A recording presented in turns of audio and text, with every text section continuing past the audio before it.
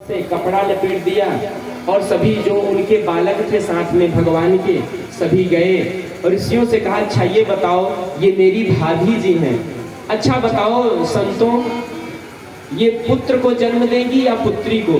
ब्राह्मणों ने जैसे ही ऋषियों ने दिव्य दृष्टि से देखा, कहा न ये पुत्र को जन्म देगा, नहीं पुत्री को जन्म देगा, ये तो सांब है, इसके पेट से एक मूसल जन्म लेगा और तुम्हारे यदुवंश का नाश कर देगा वो मूसल।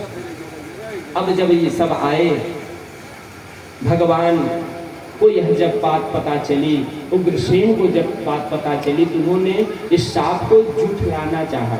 उन्होंने क्या किया, उसके बाद तुरंत एक मूसल प्रकट हो गया।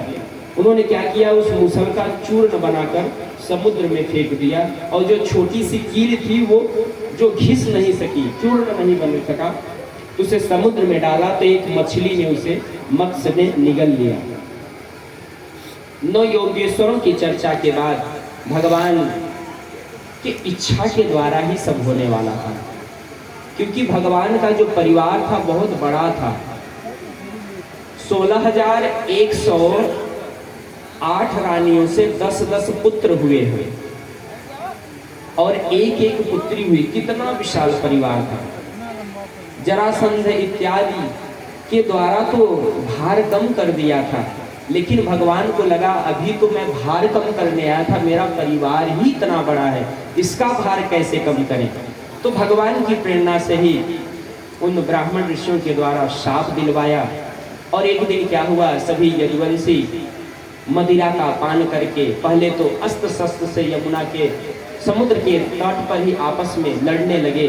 जब अस्त्र शस्त्र समाप्त हो गया तो वह जो चूर्ण समुद्र में फेंक दिया गया था वो एक ऐरक नाम की लता बन गई। कौन सी? ऐरक नाम की लता। और उस लता को ही उखाड़ कर एक दूसरे को मारने लगे।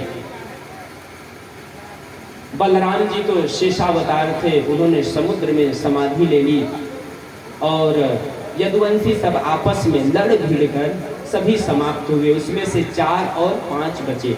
श्री सुखदेव जी बता रहे हैं, भगवान ने जब देखा कि अभी तो सब समाप्त हो गया मेरा वंश, भगवान भी एक पीपल के वृक्ष के नीचे बैठ गए, बाएं पैर पर अपना दाहिना पैर रखकर। तो वो जो कील था, एक बहेलिये ने, एक मछुआरे ने उस मछली को पकड़ लिया था और जब उसके पेट से वो जो कील निकला था, उसने क्या किया, एक व्याध को प्राप्त हो गया और उस व्याध ने अपने बाण में लगा लिया था।